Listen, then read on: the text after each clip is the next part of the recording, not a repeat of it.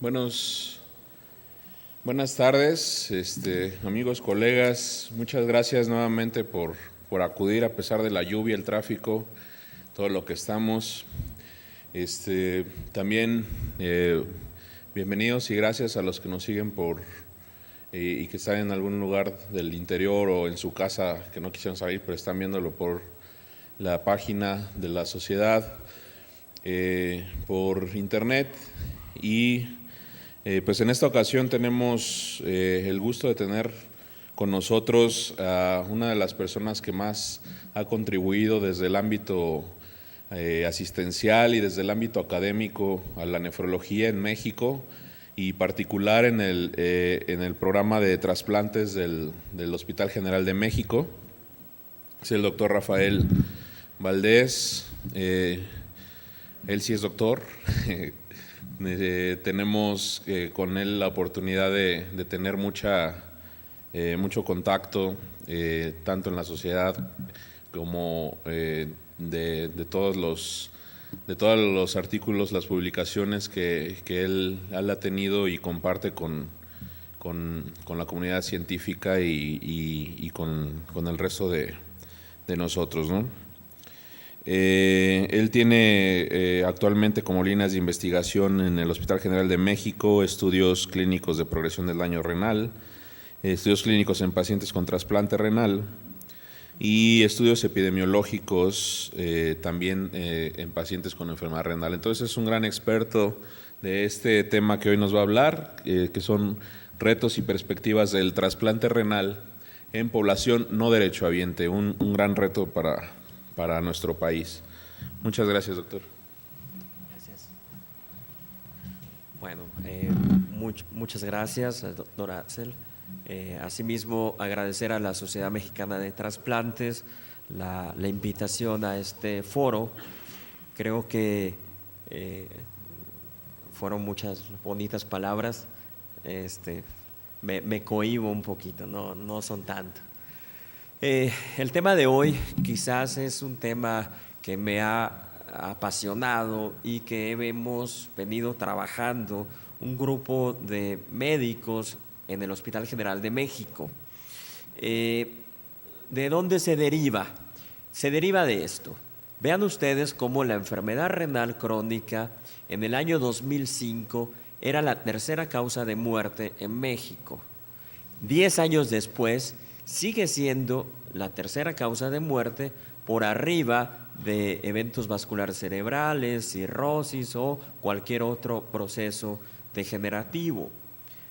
Sin embargo, lo importante es esto. Vean ustedes cómo la causa de enfermedad renal, como muerte prematura, definimos muerte prematura en aquellos pacientes que no deberían morir porque son jóvenes aún. Vean ustedes cómo la enfermedad renal se encontraba en una posición, en número 5 en el año 2005. Sin embargo, para el año 2015 ya había ascendido a la segunda causa de muerte de enfermedad prematura. ¿Qué quiere decir esto? Que muchos de nuestros adultos jóvenes potencialmente están muriendo con enfermedad renal. Esta es una estadística bienal de lo que está sucediendo en el Hospital General de México. El Hospital General de México es un hospital apasionante, es un laboratorio de lo que sucede en el sistema de salud en nuestro país. Vean ustedes que en color verde tenemos la incidencia de casos de enfermedad renal. Como pueden darse cuenta, la mayor incidencia se da en grupos de adultos jóvenes, a diferencia de países de otras latitudes, donde la enfermedad renal aparece en etapas de adultos mayores. En nuestro país no, en nuestro país está apareciendo en adultos jóvenes. Pero esto está incrementando dramáticamente. Observen cómo en el año 2013 y 2014 la incidencia aumentó mucho más. Y en el bienal pasado, 2015 y 2016, ya los números nuevos de casos incidentes de enfermedad renal estaban adquiriendo realmente cifras alarmantes.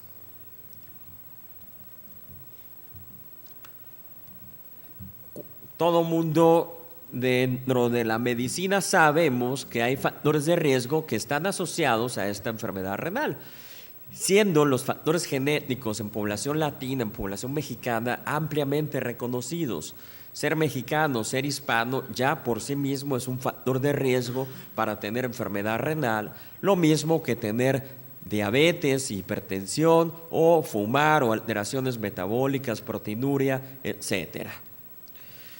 Aquí tenemos que de manera habitual la enfermedad renal la tenemos que ver en población mayor de 60 años. Es lo común, es lo que se espera. Sin embargo, insisto, en México estamos viendo enfermedad renal en población adulto joven.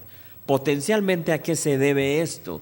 Se debe a esto, a que en nuestro país la población predominantemente son jóvenes, son adultos jóvenes, y muchos de ellos están teniendo cargas de enfermedades renales que generalmente estas enfermedades nos han enseñado que aparecen alrededor de los años 40, cuando tenemos 40, 50 años, es cuando aparece la diabetes, la hipertensión, la obesidad, y durante 20 años cargamos estas enfermedades de tal forma que para cuando llegamos a tener 60 años, pues ya tenemos enfermedad renal crónica.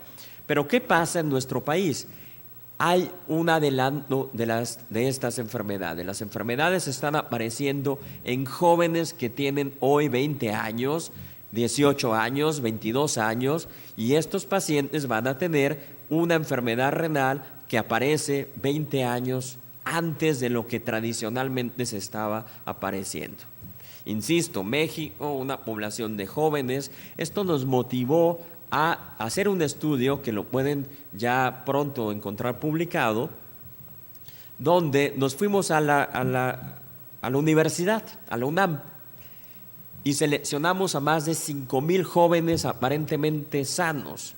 Probablemente algunos de sus amigos, sobrinos o hijos estaban en este grupo. El requisito era que fueran sanos. ¿Qué hicimos con esta población de 5,500 jóvenes? Los evaluamos para saber si había datos de enfermedad renal. Y les voy a decir algo. Encontramos o identificamos a más de 180 jóvenes que ya tenían datos de enfermedad renal y que esta enfermedad renal todavía no se manifestaba clínicamente. Y lo más impresionante de todos es que la gran mayoría de estos pacientes ya tenían factores de riesgo. El 70% tenía obesidad o sobrepeso, el 60% tenía problemas de ácido úrico, el 50% tenía problemas de colesterol.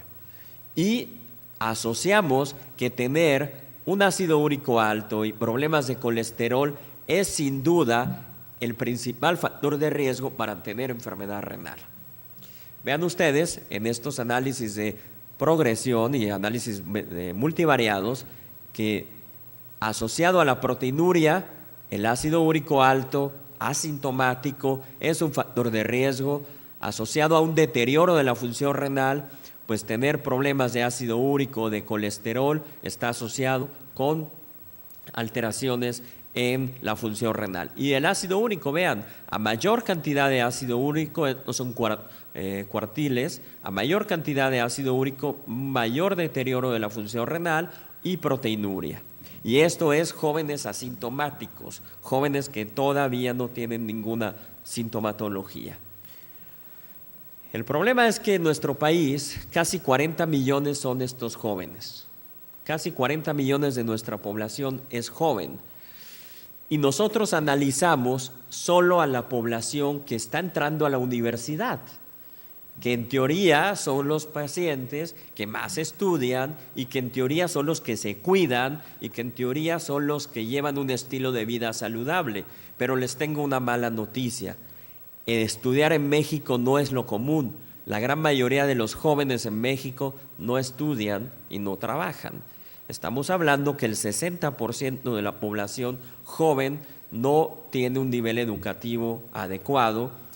Y si ya encontramos alteraciones renales y factores de riesgo en población que estudia, yo no quiero saber cómo está la población que no estudia.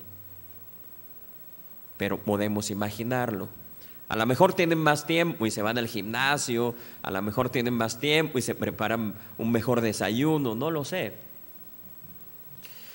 Este es un estudio del año 2008, es la perspectiva de enfermedad renal en América Latina.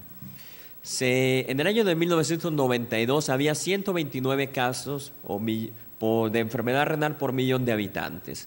Observen que para el año 2005 ya se había casi cuadriplicado. Había más de 478 casos por millón de habitantes. Con esta tendencia se esperaba que para el año 2010 iba a haber más de 600 casos de enfermedad renal por millón de habitantes. Como siempre, la realidad supera la expectativa y resulta que en México, en nuestro país, hubo ese año 1,132 casos de enfermedad renal por millón de habitantes. ¿Y esto debido a qué? A que nuestro país es diabetes, hipertensión y obesidad, tres grandes piedras que están afectando el sistema de salud público. Vean ustedes, esto lo dijo Lancet hace unos años. México es el líder mundial en incidencia de enfermedad renal crónica. Y de prevalencia estamos en los más altos. Quizás no estamos ahí por una situación que voy a explicar más adelante. Esto es un trabajo, estamos todavía por finalizar. Este es el problema que tenemos en México. ¿Queremos hacer trasplantes? Sí. ¿Estamos como factores pro trasplantes? Sí. Pero esta es la realidad que está viviendo muchos de los pacientes con enfermedad renal en el país. Vean ustedes, el paciente empieza, es una cohorte de más de 200 pacientes, en un estudio hicimos con la universidad, con el Instituto Nacional de Salud Pública en Cuernavaca. Vean ustedes que una vez que el paciente empieza con síntomas de enfermedad renal, tarda alrededor de 20 días en buscar atención médica. ¿Y a dónde va? A un centro de salud. En el centro de salud o hospitales privados pequeños tardan alrededor de 2 años en hacerle el diagnóstico de enfermedad renal. 2 años que pudieron ser utilizados en canalizar al paciente oportunamente, en atender al paciente oportunamente, en llevarlo a un programa de trasplantes, pero no sucede eso. Cuando al paciente se le dice que ya tiene enfermedad renal, termina buscando quién lo hemodializa. Más o menos 18 días después termina siendo hemodializado en un hospital de tercer nivel. Esta es la realidad. Los pacientes están llegando graves con enfermedad renal y tarde al hospital de tercer nivel. ¿Cuál es el problema aquí? Estamos haciendo diagnósticos tardíos de enfermedad renal en los primeros niveles de atención, estamos haciendo referencias tardías.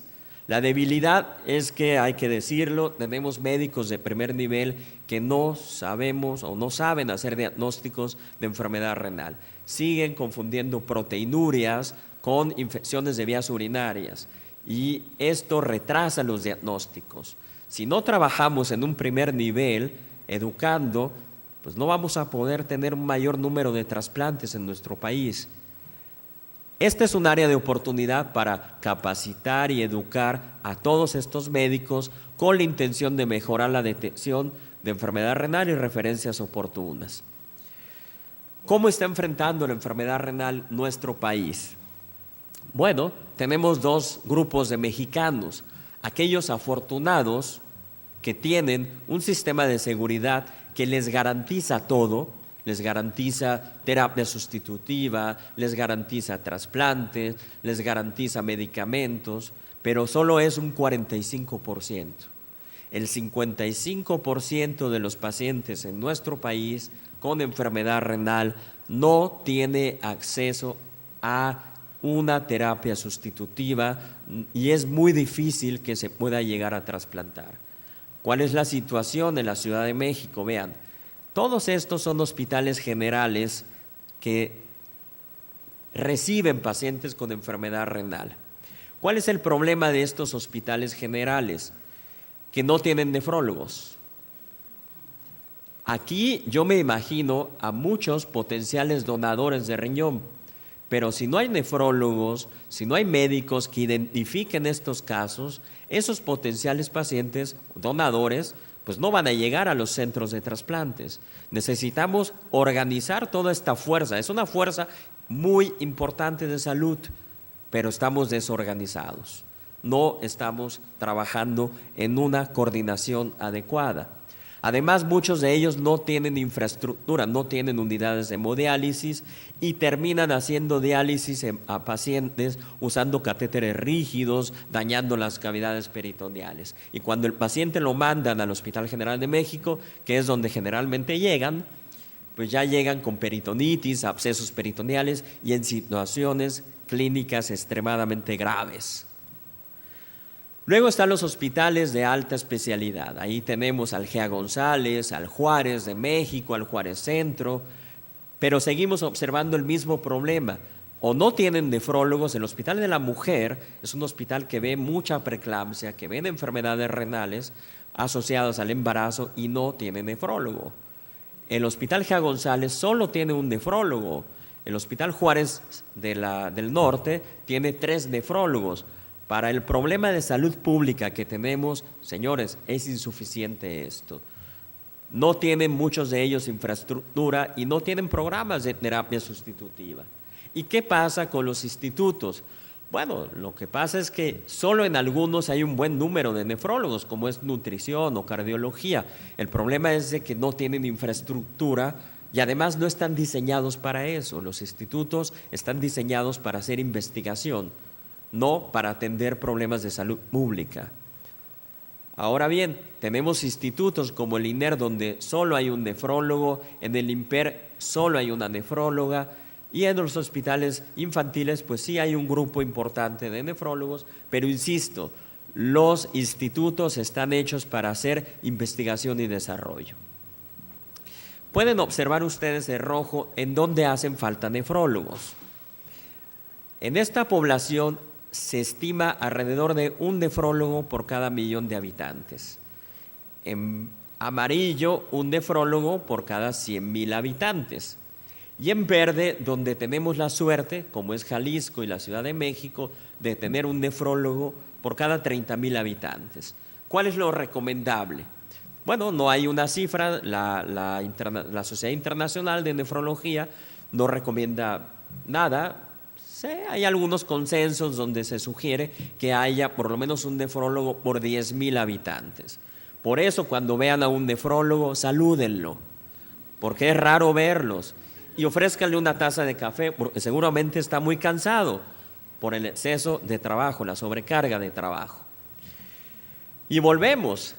Tenemos estas barreras. Una de las problemáticas más fuertes es que, en el Hospital General resolvemos el problema, dializamos al paciente, pero luego no tenemos a dónde mandarlo, no tenemos un sistema de referencia o contrarreferencia. Y este número que ven aquí es el número de hospitalizaciones que el paciente tiene en un año.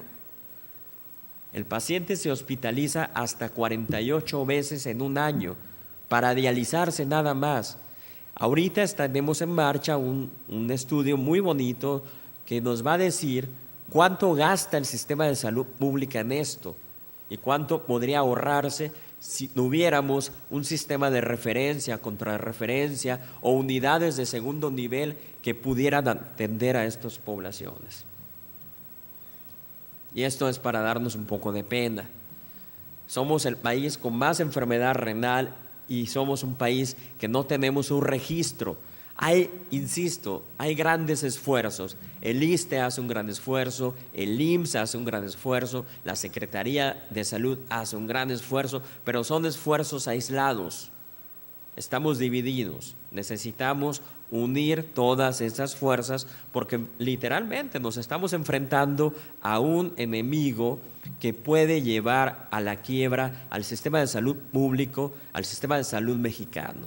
Es quizás la enfermedad renal un problema tan serio, tan grave como lo fue la tuberculosis hace 100 años, como lo fue la peste hace 200 años, como lo fue el VIH hace 30 años.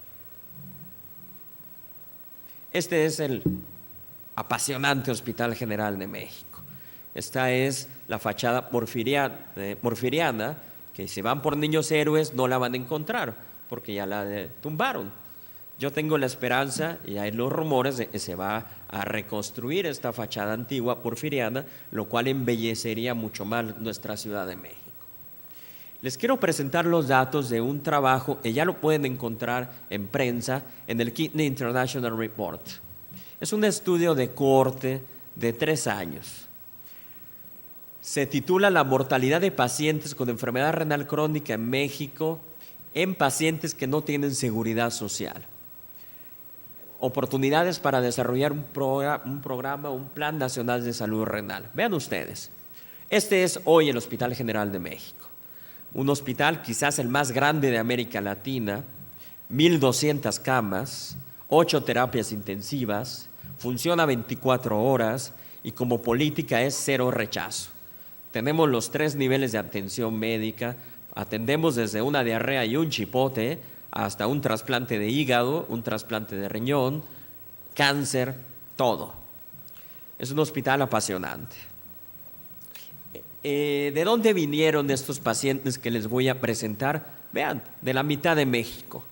Vienen desde Chiapas, Baja California, el centro, mucho paciente de Michoacán, de Guerrero, de Puebla, etcétera. Estas son las condiciones con las que llegan. Vean, con creatininas promedio de alrededor de 14, con ureas promedio de 300 y algunos hasta de 1,800 de urea, con tasas de filtrado glomerular extremadamente bajas, 3-4 mililitros por minuto, con anemia severa. Yo jamás voy a olvidar a una paciente indígena que llega y toca mi oficina y me dice: doctor, me dijeron que necesito dializarme, me enseña unos estudios, 2.8 de hemoglobina, caminando. Esto es lo que vemos en el Hospital General de México, con acidosis grave, un promedio de bicarbonato de 5.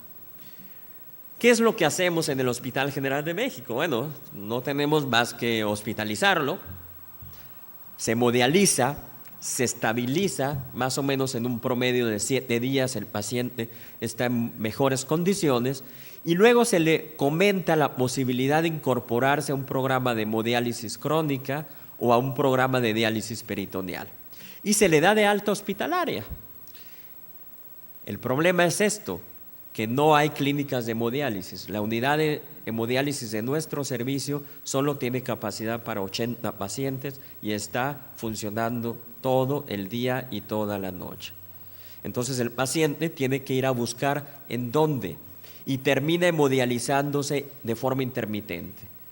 No 3 veces a la semana, se hemodializa cuando puede, cuando encuentra o cuando tiene dinero. Y eso es una hemodiálisis subóptima. Y en caso de diálisis peritoneal, pues tenemos un programa, una clínica de diálisis peritoneal, pero muchos pacientes no alcanzan a pagar, a hacerse 4 recambios de diálisis peritoneal por día y terminan haciéndose diálisis peritoneal cuando se sienten mal, cuando ya no pueden, cuando su situación clínica está deteriorada. De tal forma que vamos a tener 5 escenarios.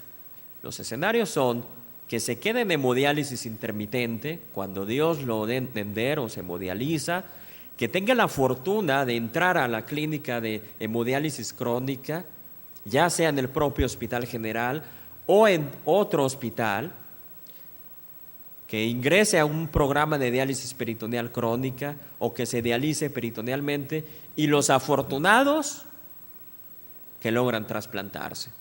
La siguiente es una curva, el análisis de la población. Fueron más de 850 hombres y mujeres mexicanos con una edad promedio de 45 años. Padres de familia, el 60% eran los responsables de esa familia, seguidos durante 3 años. Se nos perdieron algunos, pero la gran mayoría en uno de estos 5 programas que les acabo de mencionar. Si se quedan en diálisis intermitente, ya sea hemodiálisis o hemodiálisis, tristemente, la gran mayoría, casi el 90%, estará muerto al año. Si logran incorporarse a un programa crónico, ya sea hemodiálisis o diálisis peritoneal, bueno, tendrá la fortuna de alrededor de un 60% estará vivo al año o a los 2 años. Pero si tienen la fortuna de hacerse un trasplante en el Hospital General de México, ellos seguirán vivos. ¿Y cuál es el factor de riesgo más asociado con la muerte? El tener diabetes incrementa un 29%, el tener cáncer asociado a la enfermedad renal, obviamente, el estar en terapias intermitentes. ¿Y por qué están en terapias intermitentes? Por una sencilla razón, porque no tienen una seguridad social que les cubra, no tienen ISSSTE, no tienen IMSS. Y si hacemos un modelo de cost proporcional, observen ustedes, tener seguridad social o no tener seguridad social es el factor de riesgo independiente, quizás más importante para que un paciente con enfermedad renal viva o muera en nuestro país. Hasta ahí es la primera parte de la plática. Me imagino que estarán pues anonadados, esto genera asombro, miedo, escozor, pero es lo que está pasando en nuestro país. En el año 2009, en un desierto, en el Hospital General de México renace lo que es el servicio de trasplante y está enfocado a dar trasplante a pacientes que no tienen seguridad social, rompiendo paradigmas. Ustedes bien saben, la gran mayoría de los trasplantes en nuestro país se hacen en el IMSS o en el ISSSTE. Los institutos de salud, como es nutrición o cardiología, te trasplantan siempre y cuando tengas IMSS o ISSSTE que garantice la seguridad social. En nuestro país no había ningún hospital que hiciera trasplante a pacientes que no tuvieran ni IMSS ni ISSSTE. Cuando lo comentábamos al principio nos decían, van a morirse esos pacientes, van a terminar rechazados, van a perder los injertos. Pues hoy les traigo la experiencia de 8 años de trabajo intensos. Hasta este momento se han hecho 317 trasplantes. La gran mayoría de ellos son pacientes de comunidades indígenas, algunos no saben leer ni escribir o hablan una lengua y muchos de ellos pues obviamente no tienen ningún acceso de seguridad social, lo adquieren después. Con una edad promedio de 30 años, la mayoría de los que se trasplantan son hombres. Y vean, este es el análisis de años. Se empezó en el año 2005 con 5 trasplantes en abril del 2005. Para el año 2010 se hicieron 26. Para el año 2011 ya rebasábamos más de 40 trasplantes por año. En el año 2012 fue aquí cuando nos incorporamos y llegamos al pico máximo. Pero luego vino un descenso. Como todo programa dijimos, bueno, ¿qué está sucediendo? Y establecimos algunas políticas de obligar a los pacientes con enfermedad renal crónica a ir a pláticas de trasplantes, etcétera. Y empezamos un nuevo repunte. Esto que ven aquí es lo que llevamos a mitad de año.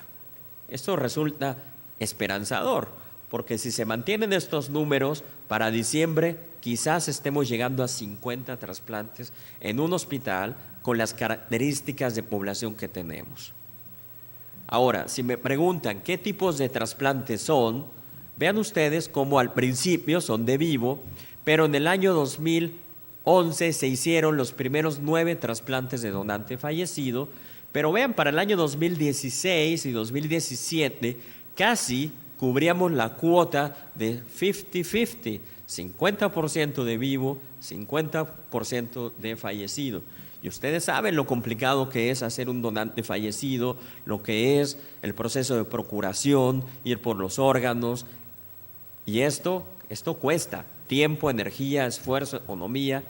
Y en este momento, los 25 que llevamos, pues llevamos un buen número de donantes fallecidos. Hoy en día van a encontrar una torre quirúrgica espectacular en el en el Hospital General de México, una torre que se inauguró el año 2015-16. Es una torre con instalaciones de primer mundo. Tenemos 2 quirófanos exclusivamente para trasplantes, pero obviamente nos falta incrementar el número. Con estos resultados yo les puedo decir que se está rompiendo el paradigma de que no se pueden hacer trasplantes en pacientes en México que no tengan seguridad social. Y bueno, esto todo mundo de los que estamos aquí estamos convencidísimos que es la terapia de elección. Ahora, ¿cómo sustentar que rompimos un paradigma? En estos 317 pacientes que llevamos, vean ustedes, esta es la sobrevida global a 8 años. Tenemos una sobrevida del paciente de más del 95%. ¿Se acuerdan cómo les iba a los de hemodiálisis intermitentes? Se morían. Ahora, vean ustedes la pregunta obligada, ¿y funcionan los injertos? ¿Sí? Señores, tenemos una sobrevida de injertos de más del 90%. La otra pregunta, ¿cómo les va a los vivos, a los fallecidos? Bueno, a los fallecidos, como en todas las publicaciones, siempre tienen una sobrevida un poco menor y esto se replica en nuestro hospital. Pero tenemos un gran reto, un reto que es real. ¿Cómo garantizar la inmunosupresión en estos pacientes? Yo no sé, bueno, sí sé cómo lo hacen. Hay todo un mercado negro de conseguir inmunosupresores impresionantes. El paciente busca donaciones, se va a la Fundación Mexicana de Riñón, va a buscar a pacientes que tienen seguridad social, piden donaciones, pero este es un reto porque miren, aquí dividimos a la población en 2. Aquellos que no tenían dificultades para tener acceso a la inmunosupresión y aquellos que tenían dificultades. ¿Qué hace el Hospital General de México? Bueno, el Hospital General de México ha tenido diferentes periodos de apoyo. Hace unos años a los pacientes se les daba la inmunosupresión los primeros 3 a 6 meses. Tiempo suficiente para que el paciente mejorara sus condiciones y empezara a trabajar, y al trabajar tenía seguridad social y empezaba ellos a tener el acceso a los inmunosupresores. Pero seguimos teniendo pacientes que no logran tener una seguridad social y bueno, sí, les va estadísticamente peor en pronóstico. En este momento yo les puedo decir que en los pacientes sin seguridad social en nuestro país hay 2 escenarios. Un camino sinuoso, porque es así, sinuoso, difícil, pero que lo puede llevar a vivir con un trasplante renal, y un camino donde su vida es cortada porque no se trasplanta y es un paciente que se va a morir. Otros retos que tenemos, me imagino que eso también lo tienen todos, pues conseguir donadores vivos. Cada vez nuestra población está más enferma, cada vez hay más síndromes metabólicos. Tenemos una tasa de descarte de donadores muy alta. Vean ustedes, estos son factores de riesgo que tenemos. Casi más de 30% de la población tiene al menos 3 factores de riesgo: diabético, hipertenso, obesidad y otros tantos, algunos hasta 6 factores de riesgo. ¿Cuáles son los más comunes? Dislipidemias, obesidad, hipertrigliceridemia, alteraciones en el azúcar, hipertensión no tanto. ¿Qué hemos hecho en el Hospital General? Un grupo de médicos apasionados. Bueno, esta era la situación que había en el Hospital General de México. Había un servicio de trasplantes por acá, un servicio de nefrología por allá. ¿Cuántos trasplantes se hicieron en ese tiempo? Alrededor de 16 en 30 años. 16, de más o menos de los 80s a 2009. ¿Qué fue lo que hicimos en el Hospital General? Pegarnos, trabajar codo a codo. Platicaba ahorita con una brillante gastroenteróloga, muy querida amiga mía, Betty, de muchos años. Este hospital está trabajando muy fuerte, el 20 de noviembre, los servicios de nefrología y trasplantes. Yo los felicito porque tienen todos los recursos, tienen recursos que nosotros quisiéramos tener. Y esto es para potencializarlo. Pero ¿saben qué? No estamos satisfechos en el Hospital General. No basta trabajar codo a codo. Ahorita estamos trabajando de manera muy intensa para imbricar el servicio de trasplantes como nefrología en un solo servicio, en una clínica de trasplante renal, y que haya una mayor coordinación, que haya una mayor comunicación, que haya una mayor esfuerzos conjuntos. Sumar, sumar, sumar. Quizás esto es el éxito que nos va a llevar el trabajar en conjunto. Sumar es éxito. Otros grandes retos. Miren, este es el promedio de salario que tiene el mexicano, $291 al mes. Este es el salario promedio de los Estados Unidos. Este es un reto para el próximo presidente que vaya a llegar. Difícil el reto, Así que hay que apoyar al que gane, porque si le va bien a él, le va bien a todos. Esos 291 dólares que gana un paciente equivale a 5,500 pesos. Este es el salario promedio del paciente del Hospital General de México. 5,500 pesos al mes. Y con esto hay que enfrentar consultas, pago de medicamentos, de laboratorios, hospitalizaciones, terapias sustitutivas, diálisis, transporte, y si vienen de Guerrero, de Oaxaca, el hospedaje. ¿Cómo le hacemos para poder pagar un trasplante? Pues no lo sé, pero lo hemos hecho. Más de 300 trasplantes con adecuada sobrevida. Ahora, si hablamos de trasplantes, hay que pensar en todos estos gastos.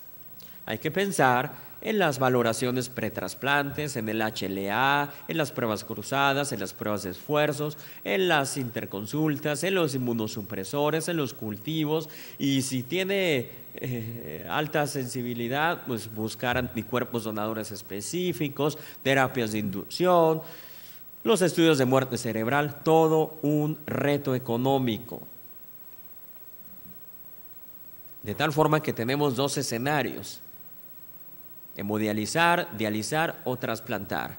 Y esta diapositiva me encanta. Vean ustedes cómo esto, sabemos que el tratamiento más adecuado es el trasplante renal y a largo plazo es el más económico. Estar haciendo terapias sustitutivas al final del día es tirar el dinero. En cambio, apoyar los programas de trasplante es prácticamente una inversión, porque estamos apoyando a pacientes que puedan volver a su vida normal, reintegrarse a su vida social, laboral y familiar. Si yo empezara una política de salud renal, lo hiciera haciendo un registro, saber en qué estamos parados, qué arenas movedizas estamos ahorita de pie. Posteriormente, apoyaría los programas de trasplantes, totalmente, porque nos va a garantizar sobrevida de los pacientes. Porque no podemos, de una manera de pronto o a bote pronto, apoyar todo. Sería económicamente inviable, eso es una realidad. Y miren, esta es una publicación que tenemos. ¿Cómo les fue a los pacientes trasplantados? Muy poquitos trabajaban. Después del trasplante, muchos, ahorita las cifras alcanzan el 80%, el 80% de nuestros pacientes trasplantados ya están trabajando, reintegrados a su vida laboral. Pacientes que no les daban trabajo a nadie, es más, no podían trabajar. ¿Alguien ha podido moverse con un potasio de 7, con una urea de 200?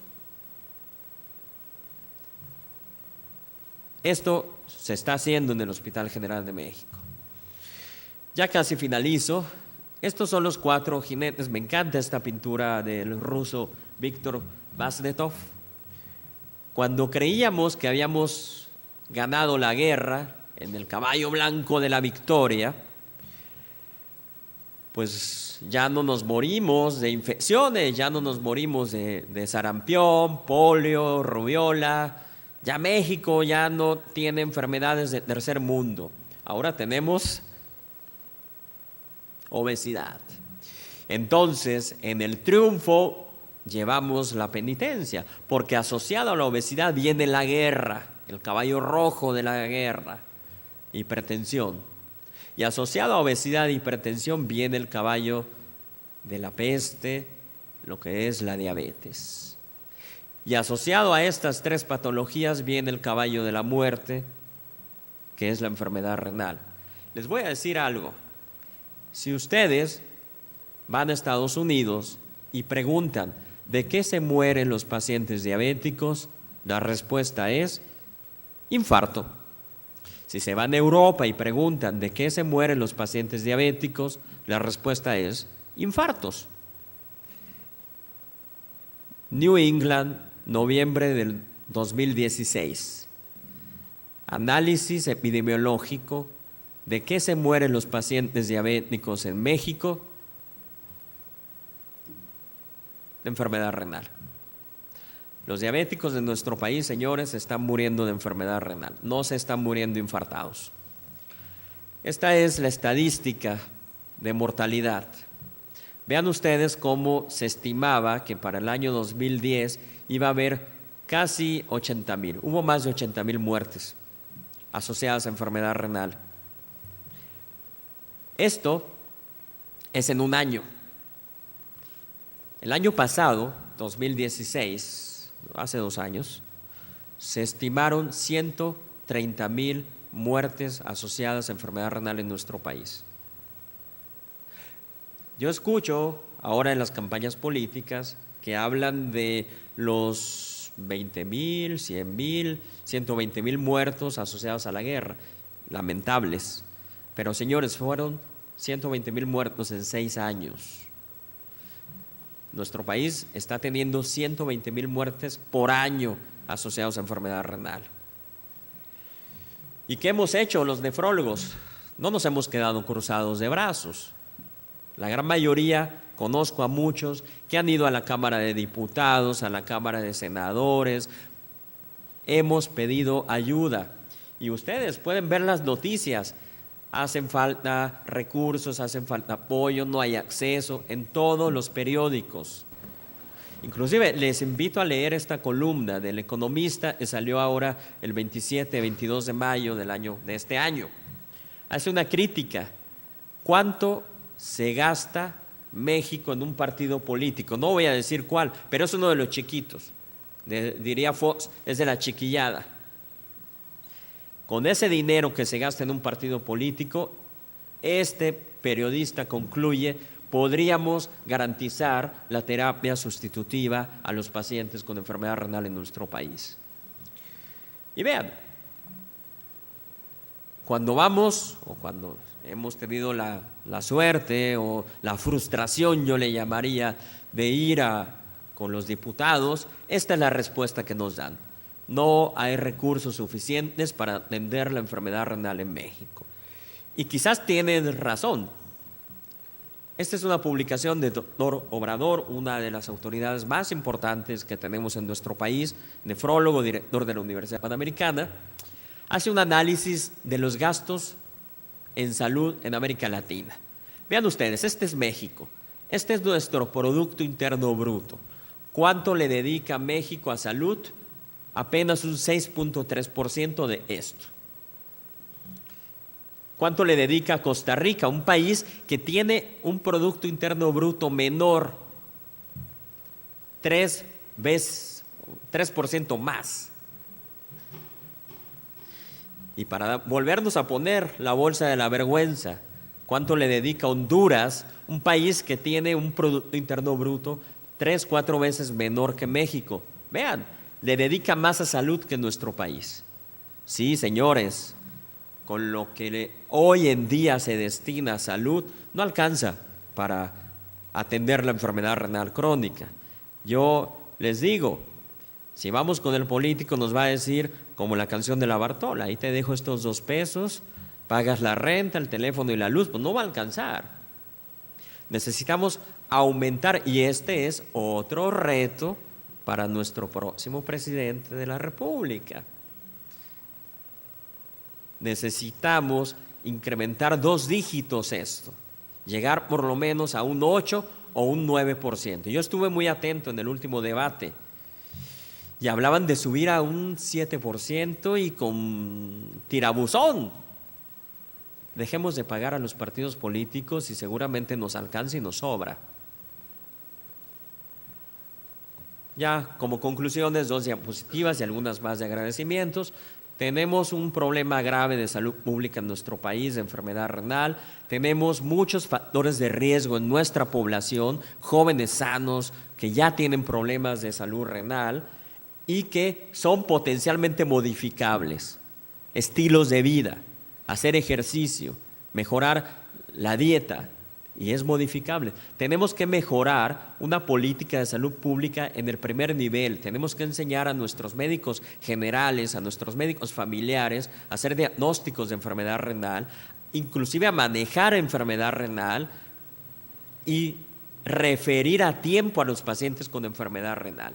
Si un paciente se refiere a tiempo, evitamos los gastos tan intensos que tienen en el sistema de salud público. Debemos impulsar la formación de nefrólogos, de enfermeras, de nutriólogos.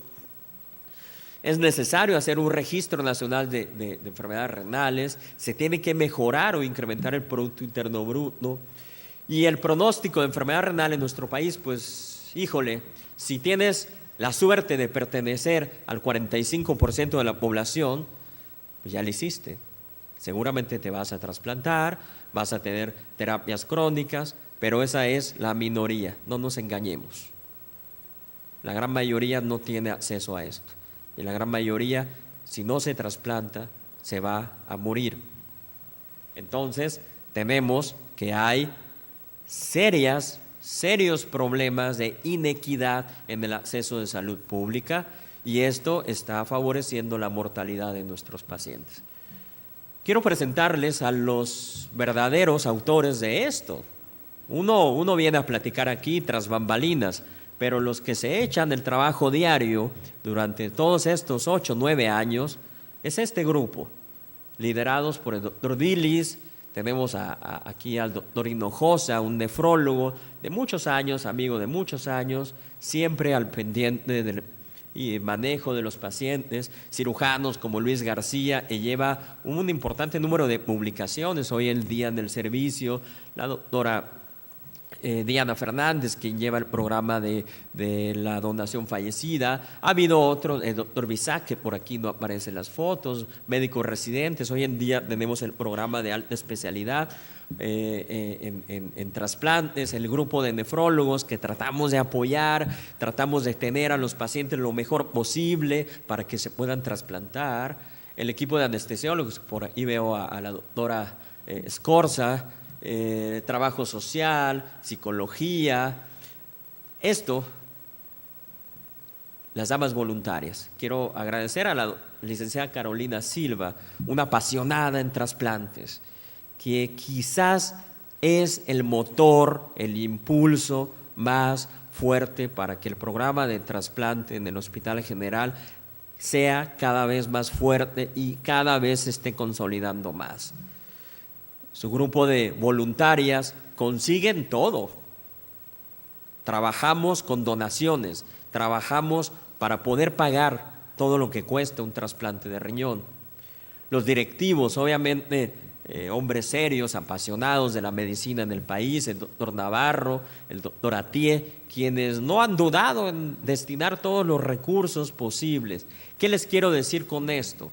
Que no solamente se requiere gentes que hagamos el trabajo rudo, de hormiguita, de ver al paciente, se requiere un apoyo institucional. Si no tenemos un apoyo institucional, esto no sale para adelante. Y obviamente trabajamos con muchas donaciones.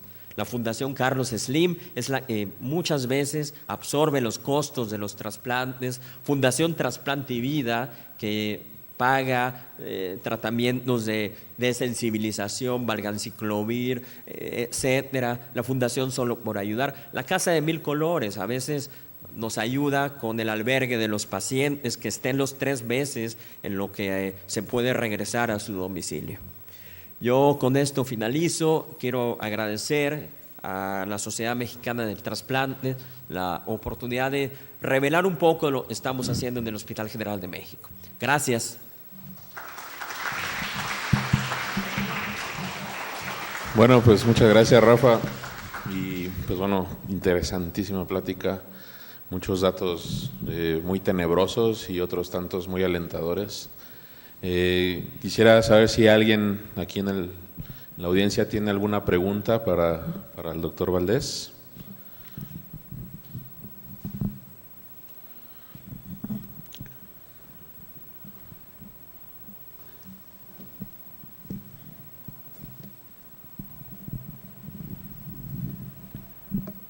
Gracias.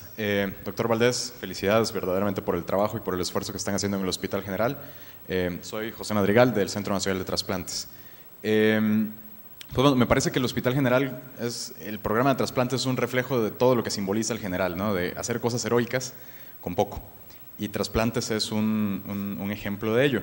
Me llama la atención esta parte donde fomentar el trasplante en pacientes que no tienen seguridad social, que verdaderamente es, yo creo que la principal limitante para la mayoría de hospitales, salvo el seguro, por supuesto. Lo que buscan es darle apoyo a los pacientes los primeros 3 a 6 meses, ¿no? Y después consigan trabajo y se aseguren. Ese es un modelo que varios hospitales han adaptado ante esta necesidad. De hecho, cardiología me parece que por ahí tiene un modelo similar. Me parece fenomenal. La pregunta es, ¿de dónde sacan para darle medicamento 6 meses? O sea, ¿viene del presupuesto del hospital, donaciones? Porque creo que esa es la línea. Sin embargo, no es un modelo pues sostenible, me parece, ¿no? Y digo, ustedes lo saben, aunque a veces es la alternativa que tienen. ¿Cuáles han sido las fuentes? Esa es la pregunta para darle el tratamiento a estos pacientes.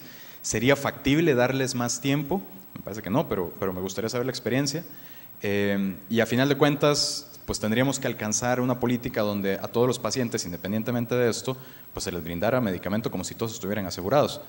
Alternativas hay muchas, seguro popular, un financiamiento federal, etcétera. Pero bueno, la estrategia del general ha funcionado, lo felicito por ella, pero bueno, me gustaría saber un poco las fuentes de dónde obtienen para darle a los pacientes. Gracias. Bueno, es una excelente pregunta, una pregunta muy natural. Muchos de los recursos de financiamiento de inmunosupresión salen del propio Hospital General de México. Ha cambiado, cambia año con año, depende de los recursos que tengamos como hospital. En algunas ocasiones se les ha garantizado 6 meses, a veces 3 meses, a veces 1 mes, a veces un poco más, a veces un poco menos. No sale tan caro como uno supondría. El garantizar, por ejemplo, inmunosupresión con tacrolimus, ácido micofenólico y prednisona a 100 trasplantes durante un año, hemos hecho cálculos que más o menos alcanzan los 5 millones de pesos al año. Si nosotros comparamos cuánto gasta el hospital cada paciente que se está hospitalizando, rehospitalizando, hasta 48 veces. Son pacientes que se hospitalizan 2, 3 veces, se van a su casa y a la semana regresan otra vez, una semana hospitalizado, 2, 3 veces. Los costos para el hospital que implica esta población que reingresa porque no logra encontrar un programa de hemodiálisis crónica o de diálisis peritoneal crónica, pues son muchos mayores de 5 millones de pesos. De ahí la diapositiva, ¿qué queremos? ¿Gastar nuestro dinero o invertir nuestro dinero? El impacto de invertir estos 5 millones de pesos, que es lo máximo que he visto que se ha destinado en un año, obviamente ese impacto es notorio. Vamos a tener pacientes vivos y vamos a tener pacientes que pueden reintegrarse a su vida social, laboral y económica. Son gente joven. Escuché una frase del doctor Navarro y bueno, para mí es un motivador nato. El dinero se hizo para gastarse y para gastarse en salud no es gasto, es inversión. Entonces, yo creo que nos ha faltado fuerza y unión a los nefrólogos en el país y en conjunto con Senatra para establecer un plan nacional. Yo lo mencioné. Primero hay que aumentar los recursos destinados a la salud en México y nuestro primer punto es prevención, trabajar en el primer nivel de atención. Ahora, apoyar los programas de trasplantes que ya están en marcha y poder en ellos favorecer la inmunosupresión, favorecer los trasplantes, etcétera. Creo que económicamente podría ser viable, como tenemos el modelo del Hospital General de México. Pero sí, por eso al final digo, si las autoridades no apoyan, esto no sale adelante. Tenemos que tener autoridades convencidas que el trasplante hay que apoyarse. Bien. Doctor Rafael, muchísimas gracias por la charla, el tema. Tengo el gusto de decirles que en el Hospital General, desde hace 5 años, hemos estado llevando a cabo un programa de ética y antropología, ¿verdad?, de formación humanista con los médicos residentes y los adscritos al servicio, y gracias al apoyo que recibimos de Rafael, y ha sido una experiencia pues bastante positiva para ir creando ese ambiente de pues humanizar, ¿verdad?, el trato con el paciente y su familia. O sea, en ese sentido también es un trabajo muy interesante que se está haciendo. Esperamos publicarlo ya este año, sí. Prometo, públicamente y delante sí, del gracias. foro. No, primero agradecer al doctor Cantú. Creo que trabajar por trabajar se vuelve algo que nos hace robots. Pero cuando trabajamos con seres humanos, podemos perder la sensibilidad y acostumbrarnos al dolor. Y creo que una medicina humanizada es una medicina ética. Yo quiero agradecer al doctor Cantú que en estos 5 años hemos desarrollado un programa muy bonito de capacitar a médicos residentes en sensibilizarse en cada paciente. Esto no traigo la información, era mucha, pero el impacto que tenemos ha aumentado la canalización de los pacientes a los programas de trasplante. Hemos ayudado en muchos sentidos a darle un mejor manejo a los pacientes, un manejo más humano a los pacientes. Creo que es una gran fortaleza tener al doctor Cantú, y bueno, vamos a seguir trabajando por ahí en colaboración con él y con el Hospital Infantil, la doctora Medeiros, en futuros proyectos en trasplantes, en la migración de adulto a niño, etcétera. ¿Alguien más? ¿Alguna otra pregunta? ¿Comentario?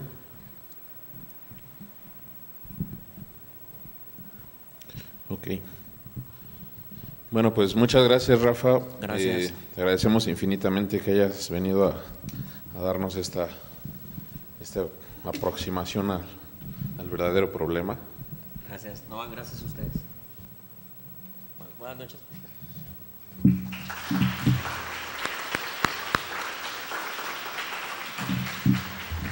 Pues bueno, muchas gracias a todos. Recordarles que tienen toda la noche de hoy para no dormir, para preparar los trabajos que tengan que preparar para entregarlos, subirlos a la página de la Sociedad Mexicana de Trasplantes. Se cierra el día de mañana a las 23:59 horas. ¿El sábado? Todavía tienen 2 días para no dormir. Entonces, para que lleven el doble de trabajos. No va a haber prórrogas. Les